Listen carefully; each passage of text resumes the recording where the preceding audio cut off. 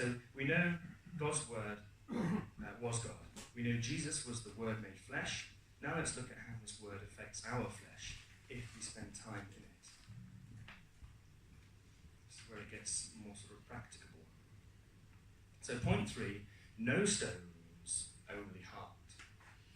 Ezekiel 36 verse 26 says, "A new heart also will I give to you, a new spirit will I put within you, and I will take away the stony heart out of your flesh, and I will give you a heart of flesh." So God's saying he will give us a new heart, a new spirit. And the word spirit in Hebrew is ruach. It can be interpreted as being born again, or could be his Holy Spirit, the Ruach Kodesh. Almost every translation says that God will put a new spirit within us, either way. And a new heart too. Have a look at this. Or listen rather, because I can see you can't. Jeremiah 31, verse 33 says, "But this shall be the covenant that I will make with the house of Israel, the house we're grafted into. After those days, saith the Lord, I will put my law in their inward parts, and write it in their hearts, and so I will be their God, and they will be my people." Hebrews 10, verse 16 says the very same thing, just in case we get covenant confused. The term inner parts in the original Hebrew is quera, or however you say that in Hebrew. And it means the seat of thought and emotion. It's the heart of who we are. It's what makes us us. God wants to plant himself right into our hearts. So first God placed his spirit on the inside of us. Ezekiel 36 verse 26 says, "And I will give you a new heart, and I will put a new spirit in you. I will take out your stony, stubborn heart, and give you a tender, responsive heart." We know this is true because we're the temple of the Holy Spirit. 1 Corinthians 6 verse 19 says that. "Don't you realize that your body is a temple of the Holy Spirit, who lives in you and was given to you by God? You do not belong to yourself. God bought you with a high price, so you must honor God with your body." That's the first thing. The second thing is that God put his law in our inner parts, in our hearts. What this means for us is that the word which was with God and which was God, John 1 verse 1, the word which became flesh, John 1 verse 14, and which refreshes our souls, Psalms 19 verse 7, now lives on the inside of us. I'm learning now, as I spend much of the day writing, I spend my day teaching children how not to drown, and then I spend the rest of it, now I'm not doing maths, I'm sort of seeing myself, we were having a chat, I'm seeing myself as a writer for a while, for a season. And so I'm just writing lots, all on my phone, annoyingly, I'm literally like this, for sort of 3 hours a day. But what I'm doing is I'm spending time in God's Word, and I'll get a verse, and then I'll start writing, and then I'll get little sentences popping in my head. I don't know, I haven't got the scripture references on the inside of me, but I know that's the Bible, so I go to Google, which is now my friend, and I Google that sentence, and just put the word verse after it, comes up. Boom. It is. It's marvellous. I love it. I feel like I'm being sneaky. My Facebook is just sneaky evangelism now. It is. I've joined their Sherlock. So, what was I saying? Sneaky. Yeah, but before that. Oh, yes. I got distracted. Oh, yeah, I'm doing a testimony. That's what I'm doing.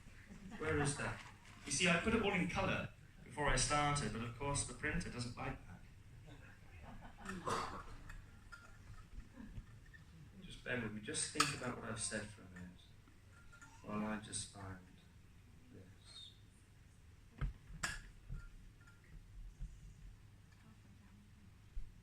Mum, do you know where I am? This is why I've given it. This I knew it. Actually, it's quite nice it's happening because it shows the working. Really? Oh no! Have you got the other? You've got the other copy, the bullet point one. That makes no sense whatsoever. Well, the point is. Oh, is this it? Where am I then? on the bullet point 1. You just show me the same thing I've got here. You know what? I'll get there. Love you. So the point is, this is why I wrote it all down.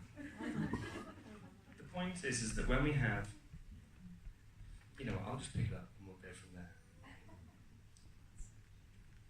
Oh yes, that was it. Yeah, there we are. So basically, you sniff it and you're done. Sorry.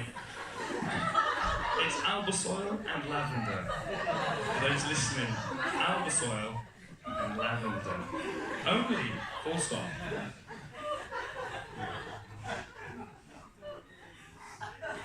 So the point I'm making is that when I'm lying in bed and I'm reading, when I'm at my desk reading, God's giving me His scriptures and they're all just fitting into place because the Word is now becoming inside of me because I'm reading it so much, it's becoming part of who I am, it's part of my life.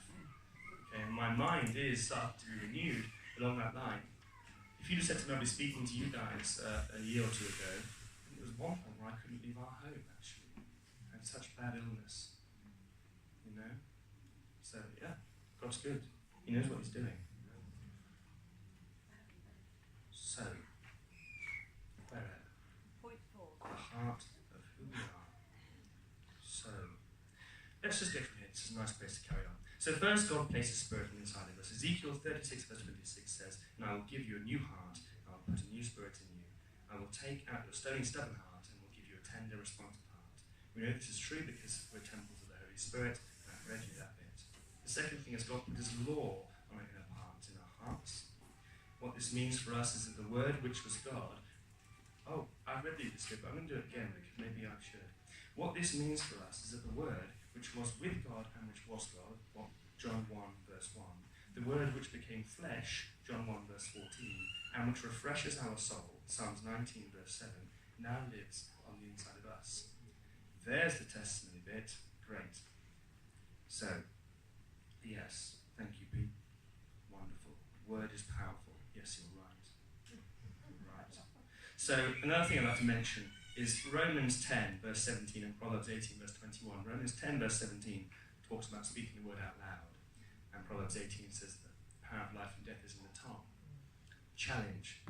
You're going to love this. Go home tonight before you go to bed and just read the Bible out loud to yourself or to your spouse or to your dog or to your chicken. Do it. Because genuinely it spiritually changes everything.